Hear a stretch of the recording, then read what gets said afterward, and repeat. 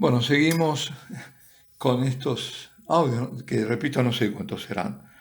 Pero lo importante, el propósito mío es despertar a la situación que estamos viviendo y despertar de ese sopor mortífero. Dicen que en la nieve, ¿no? Cuando la persona se duerme por el frío, ahí está, no tiene salida, tiene que evitar por todos los medios porque se termina muriendo. Lo mismo puede pasar ahora en la muerte, dejar que nos maten espiritualmente. Entonces tenemos que primero ver la situación cuál es, y luego los que la quieran ver, porque evidentemente seguirán quienes no la vean, lamentablemente. Y sobre todo, ¿qué tenemos que hacer? Bueno, estaba diciendo estos nuevos paradigmas, este orden mundial, ¿no? Y los ataques. Y los ataques, por ejemplo, vamos a ver ejemplos, contra la vida. Estoy tomando cosas que escribí en el 2009, así que pasaron 11 años. Ahora se han agregado muchísimas más. Cada uno podrá agregar lo que quiera, pero bueno, lo que importa es que ya esto era evidente hace 11 años y más atrás también era evidente, para que quería verlo. Pero claro, el que está bombardeado con estos medios, primero se le oculta todo esto y segundo los aturden, ¿no es cierto? Y la droga del deporte, del fútbol, de la farándula y de todas esas cosas. Bueno, vemos sobre todo una cosa que también llama la atención, gobiernos de ideología aparentemente opuestas. En realidad no lo son, pero bueno, por un lado los liberales y por otro lado los socialistas, incluso comunistas, que serían en el campo político opuestas. Bueno, tantos unos como otros, sean gobiernos liberales como gobiernos socialistas o socializantes. Pienso, por ejemplo, bueno, en Argentina, pero en todos los lados tenemos lo mismo. Aprobaron leyes que favorecían el aborto.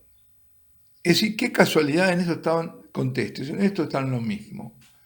En España igual, despenalizándolo en algunos casos, hasta llegar ahora que el delito, lo que era antes delito, se vuelve derecho.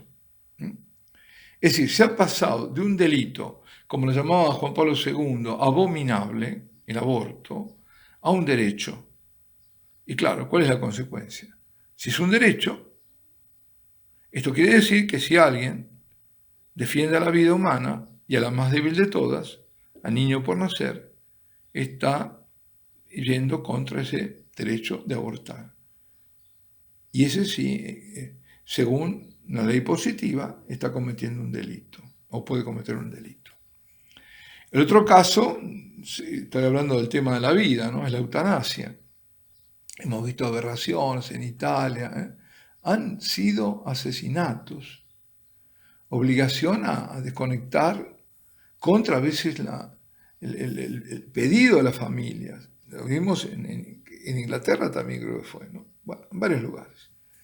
Es decir, la eutanasia es la eliminación lisa y llana de una vida porque alguien lo pide o porque juzga que ya es suficiente lo que vivió o que sobrevivió y que debe morir. En Bélgica se vendía y se debe seguir vendiendo un kit eutanásico, para hacer la eutanasia en farmacias. Otro caso, contra la vida también, pero también contra la patria potestad, contra la familia, la famosa píldora abortiva, RU 486.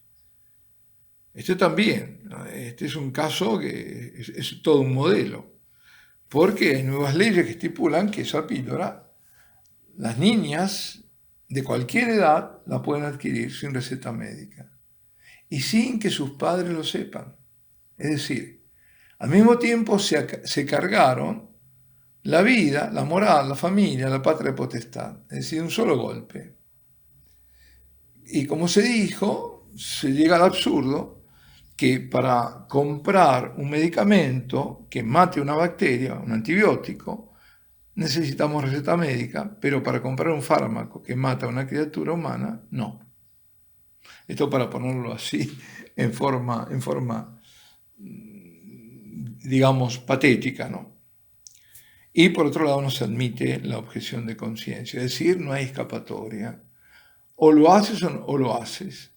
Y lo vemos, lo hemos visto ahora con ese médico en Argentina y con otros casos, ¿no? Condenados porque siguieron su moral de no matar, porque digamos, juramento hipocrático es justamente eso, dar la vida y defender la vida y no dar la muerte. Es decir, el farmacéutico, por ejemplo, cristiano o de recta moral, en este caso que hablo de los fármacos, no le queda otra opción más que la de estar en contra de esas leyes inicuas. Por lo tanto, quedaría como un delincuente.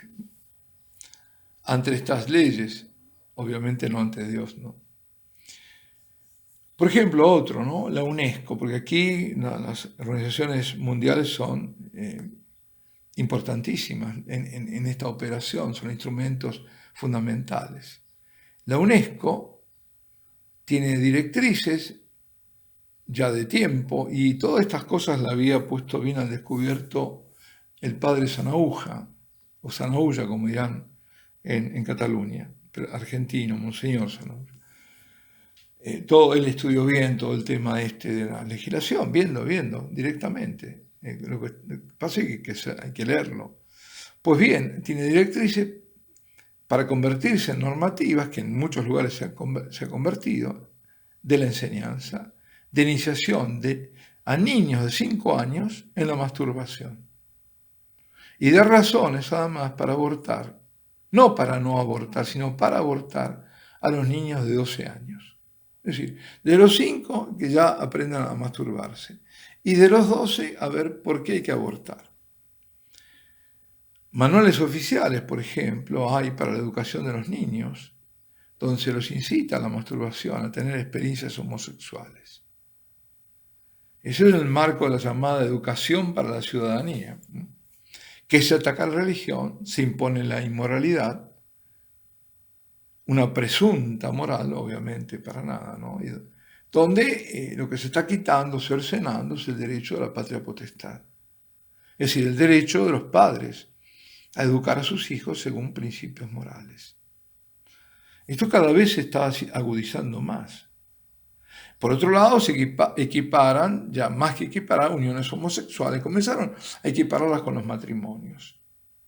Y al equiparárseles, se dio el paso siguiente, que ya se advertía que venía, la adopción de niños por parte de homosexuales.